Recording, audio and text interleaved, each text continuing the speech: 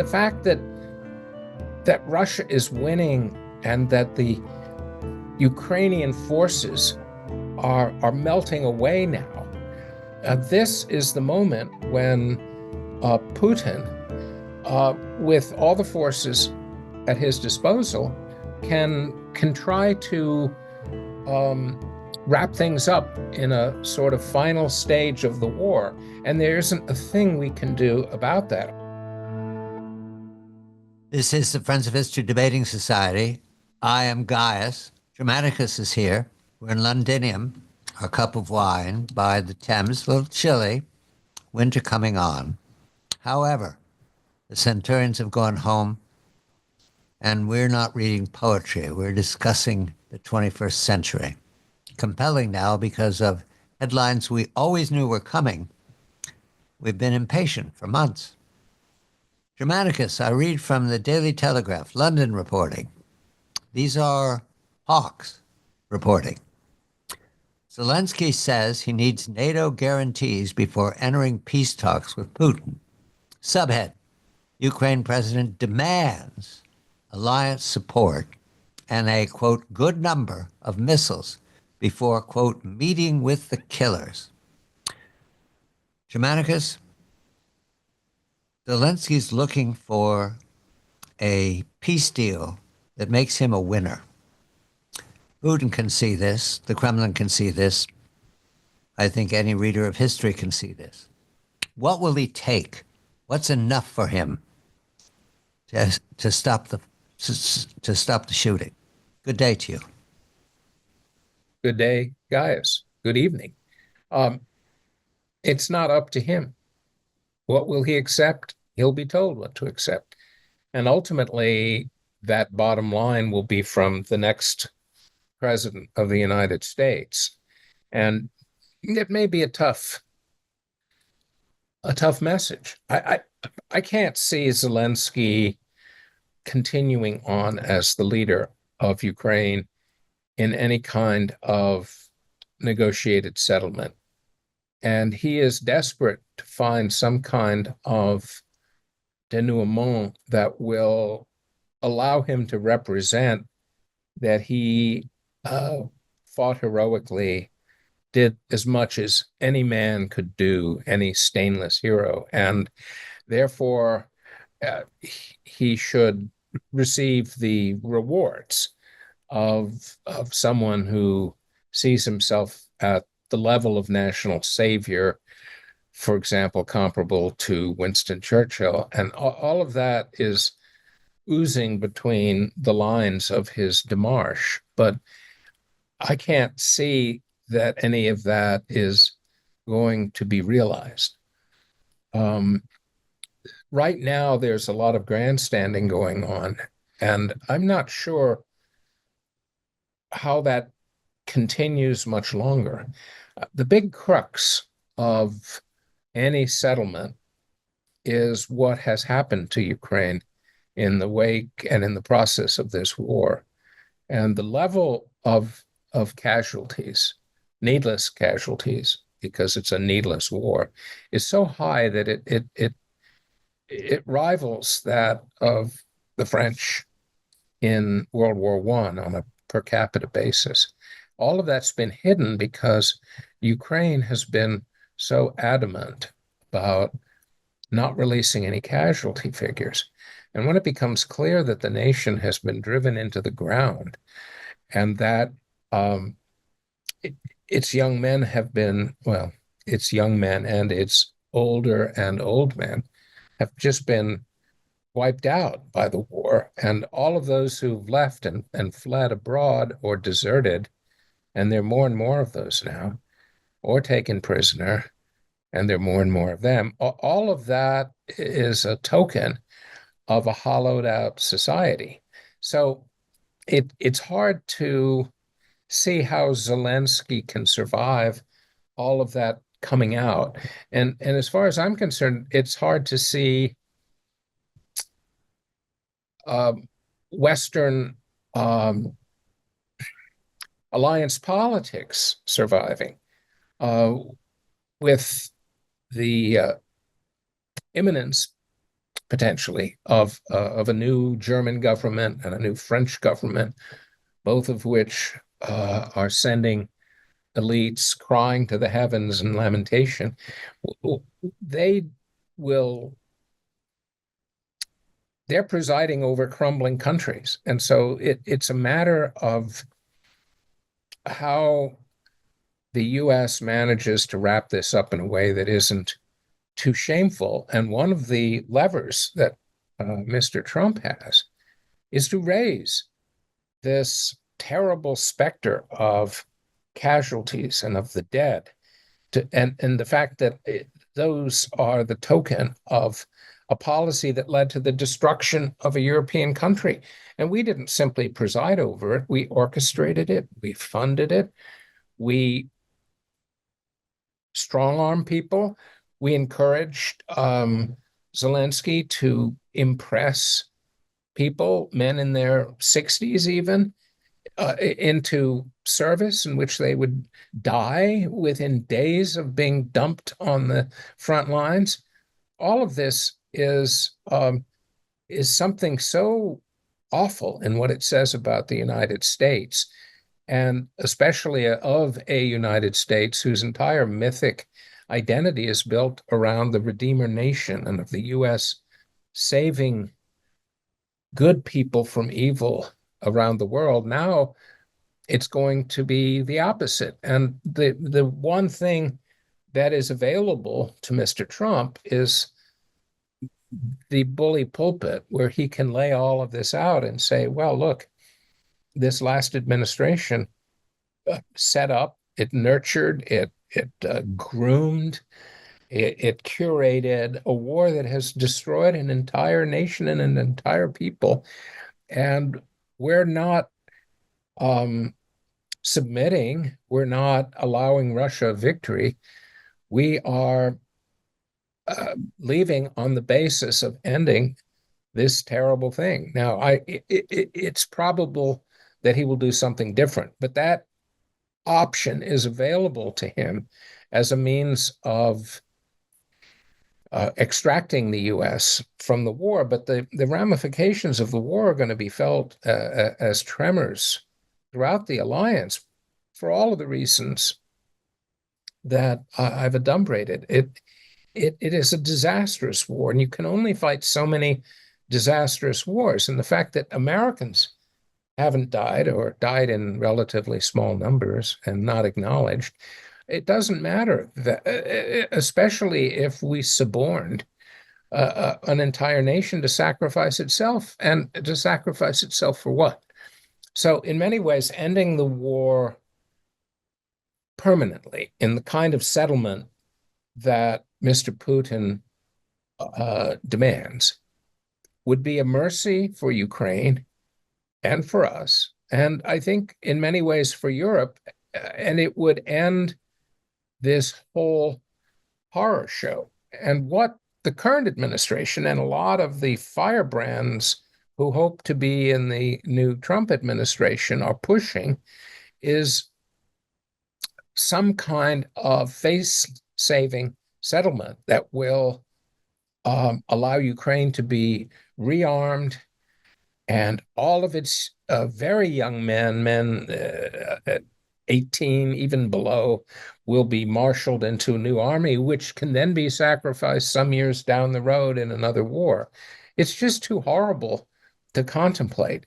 And what does the deal look like then? We have Putin saying, Donbass, no NATO, EU can rebuild. Is that the deal? I think the negotiating hinge will be over how much Russia takes. And I think Putin has laid out a minimum. Kherson, Zaporizhia, Luhansk, Donetsk. The entire oblast, and there's plenty that is still in Ukraine. But no NATO is critical to the demand. No NATO is critical, and demilitarization. Zelensky knows that, and he's saying it's necessary for our survival. Who's he talking about? His survival? Yes. His survival, and his survival. Does Biden take this deal, or do we wait for Trump to take the deal from Putin? Well, I don't think Biden has the mental engagement at this point or the crin, as the French would say, the guts, to try and snatch something away from the incoming president. He could try, but I don't think Putin would go along. The kind of settlement that Zelensky wants and that the current democratic cabal has said would be acceptable is no settlement at all. It's a truce, a It's a temporary reload. They're ceasefire. reloading. Yes, what he Yeah, wants. exactly. And they did that once before. After 2014, we armed them to the teeth and they went to war. Now we're going to do it again. That's our proposition. I don't think that's going to fly. And the fact that Russia is winning and that the Ukrainian forces are melting away now. This is the moment when Putin, with all the forces at his disposal, can try to wrap things up in a sort of final stage of the war. And there isn't a thing we can do about that. All of our attempts to give missiles to strike deep inside of Russia have failed.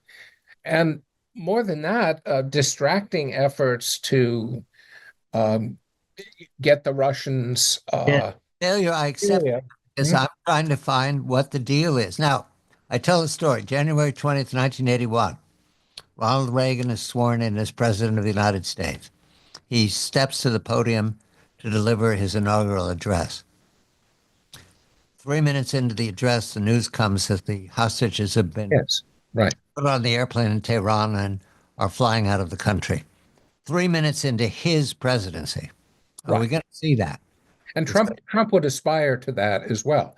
But given the nature of the dynamic right now, Mr. Trump would have to accede to most of Putin's demands. And the face-saving element would be to say, well, we don't have to give Mr. Putin Odessa and Kharkov. Those can remain Ukrainian. And then there's no NATO and a demilitarization. If that is agreed to, we'll have a settlement immediately. But all this talk of a frozen conflict is No, it's not going to happen. So what we have here is they have the model of 1981. Maybe they'll do it, maybe they won't. And you believe that Mr. Biden, Tiberius, is incapable of cutting a similar deal. he can't cut a deal unless the other party agrees, and the other party is not going to agree. Well, Why would it? he could give them everything, but he won't do it. Is that true? No, he can't do that. And that even Biden couldn't. It's a bridge too far. Germanicus and Gaius debating the end of the beginning of the transformation of Ukraine into what it was to begin with, which is pieces of different empires. A borderland. Yeah, Romanov, Hohenzollern, even the elements of the Ottoman, Yes. once upon a time. More Poland than Ukraine. And we turn to a much messier situation. We Romans, 2,000 years, we've watched the Middle East. There's no solving it. There's just process. When we come back, Assad, where are you? This is the Fertile Crescent. You start in Armenia, province of Roman Empire, 102, 106, somewhere in there, about 10 years from now, height of the empire. Then you have the province of Mesopotamia. Neither of them are big money earners. You give them to junior senators who you owe a favor to. Syria makes money. It includes Palestine, Damascus, Jerusalem, Tyre, Sidon, Antioch. Antioch, thank you. And then you have what is called Arabia, small piece. We would call it mostly Gaza. And then you're into Lower Egypt where the money is. But only the big senators get that. Now, we've threw legion after legion into this region. And we got emperors out of it, with Vespasian. However, we never solved it. 2,000 years ago, 2,000 years later, Assad, where are you? Assad, Bashar Assad, the dentist, inherited from his father and brother uh, a a brutal but effective regime over the Syrian people. And then he made deals with Tehran, next door neighbor, made deals with Lebanon, next door neighbor. And over these last years, about 10, 14 years now, it started in 2011, he's been fighting a civil war with his own people. Different, different worship, Shia here, Sunni there, Alawite there, different. It's the Middle East, Druze here. And recently, he's said to have been successful, having pulled his empire into greater Damascus, with Idlib province housing all of the jihadists. These are very vague. I'm painting with crayon here. I'm not being specific. But now news comes that Idlib province has launched an offensive overrunning Aleppo, the largest city in Syria, and headed for Homa and eventually for Damascus. A mess. And we Romans smile. Germanicus, is there a way out of this other than to just continue to talk about it being back and forth, back and forth, back and forth? Central to this conflict in all of its complexity, and at the very core of its protracted nature, is a mutual set of desires on the part of the main actors. The main actors being obviously the radical or jihadist, Salafi, whatever term you want to use, those militias, those wild-eyed, Ghazi, the warrior heroes of Islam. And also, lest we forget, Hezbollah and Israel, and yes, the United States. And one of the most worrisome developments in American civilization in the last several decades, really since 9/11, has been the American embrace of constant war, eternal war. War is the answer, in large part because, to a greater extent than our world in Rome, so much of the nature of the American state and of the wealth of the American state is invested in a military diplomatic intelligence complex, which needs to be constantly engaged. And so, just now, a minute ago on the Twitter feed appeared, and this is a guy I know, a friend, Robert Bunker. If the new Trump administration really wants to strategically take on the cartels, and he has an article in the Army War College magazine, Parameters, defeating nonviolent state actors. So notice it's not defeat, it's defeating. The whole idea is that we will bring democracy sometime, somewhere in the future. These violent actors will, at some point, at some time, give up and embrace us, or at least prostrate themselves before us. But we know that isn't the case. What we like is the fighting. We like the clamor. It's like the Iliad.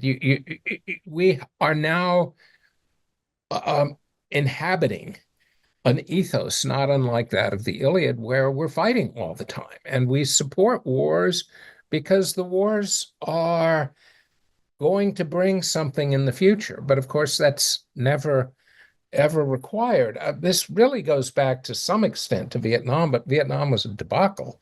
But it's certainly not true of World War I or World War II, the Civil War. These are wars that were revolutionary and transformative and Manichaean, and messianic, et cetera, and millennial. But they were wars whose entire strategy and thrust, intent, and expectation was rooted in the conviction that the war would not only end, but it would end in American victory. The world would be changed, and we would rise up into the broad sunlit uplands of the millennium. And that all went away after 9/11. After 9/11, the US got involved in a kind of a rapture with endless war. That war, the act of the war was its reward. And in many ways, when American, uh, you know, proconsuls and even the emperor himself talk about a rules-based order and talk about the democratic world to come, they're talking about a process that is undergirded by war, and it's not expected to ever happen in our lifetime. And this is a thoroughly intrinsic and corrupting element in the American imperial ethos today. And the end of the story is there is no end. It will continue for as long as the memory of revenge exists in the region, which is forever. Right. That's why Germanicus and I are not trying to solve this. As Romans, we understand it's not for solving. It's for proving yourself. Crassus tried and failed. Other generals failed. Some have succeeded in getting out of it before it got worse. Vespasian, for example, was called home to Rome after his representatives, the year four emperors, presented him as a success in fighting the Jewish revolt. His son was a success. He was properly rewarded for his son's efforts. In any event, we're not looking for an end to this. It continues. So we're going to turn away from the Middle East, the Levant, the Fertile Crescent, those four Roman provinces running from Armenia to Arabia. And we're going to look at what we regard right now as revelations about the exit of Tiberius, the defeat of Cleopatra, and the entrance of a younger Gracchus brother, Mr. Trump, a tribune of the people. And we are entertained enormously by the rise of yet another Gracchus brother. This one, unbeknownst to everyone with orange hair, is doing the job of being a tribune of the people, the plebes. And very upsetting to the Senate. We enjoy it from a distance of, well, we're in the first century. It's happening in the 21st, but we recognize it. Now, the first two Gracchus brothers, when they introduced their reforms, chiefly to do with property, they were torn apart by the mob run by the Senate. Right. This Gracchus brother, so far, has escaped one, two, how many assassinations, Germanicus? We don't know. Well, there'll be more. Regicide is what comes to mind in the Senate's imagination of a Gracchus brother. Oh my God, he's going to give away my estates. What else? What else will he give away? But right now, Orange Gracchus is enjoying himself. I don't know that the Senate has quite caught up to his methodology. They certainly despise him like a Gracchus. I just don't know whether they recognize it. I read in this book that we're both enjoying from Sean McMeekin that Babeuf, after he originally came out with his Revolution of the Equals, called himself Gracchus. He didn't call himself Babeuf anymore. Eventually, he had to be executed, I understand. But he called himself Gracchus. So this is a convenient way of describing the educated elite who step aside from being the owners into being the troublemakers by asserting that reform, or at least redistribution, is necessary.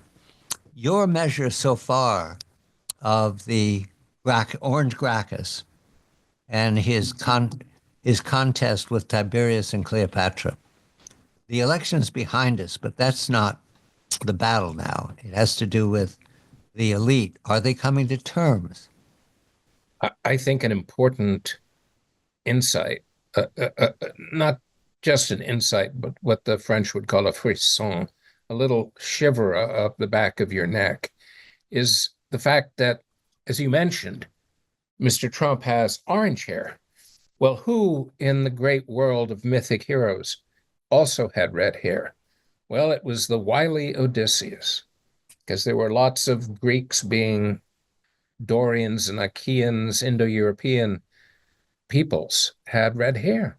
And I think in many ways, he is a bit like the wily Odysseus in that he has cheated and misdirected, confused, hoodwinked, and otherwise deceived all those who would have him destroyed.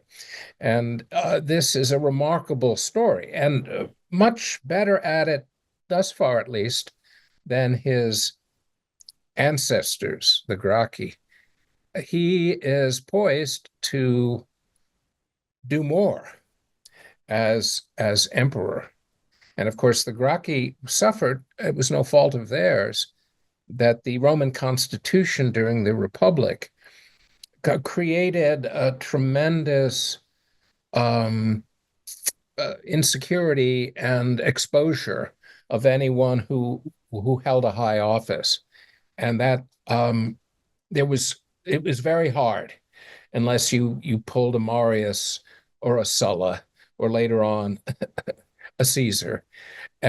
Not to forget Pompey, but I mean, it was very hard, which is one of the reasons the Republic ended. There was no overall legitimacy in authority that would allow a person who wanted to change things to survive. And of course, even the imperial office through the next several centuries was a very, very slippery one.